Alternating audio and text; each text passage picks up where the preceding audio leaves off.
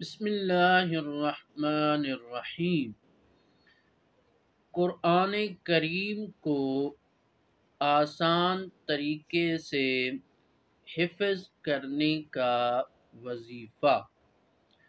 جو طالب علم قرآن کریم کو حفظ کرتے ہیں اور ان طلباء کو قرآن کریم کو حفظ کرنے میں مشکل پیش آتی ہے تو وہ ایک سفید اور صاف کاغذ لیں اور اس کاغذ پر سورہ الم نشرح لکھ کر اسے پانی سے دھو کر اس پانی کو پی لیں۔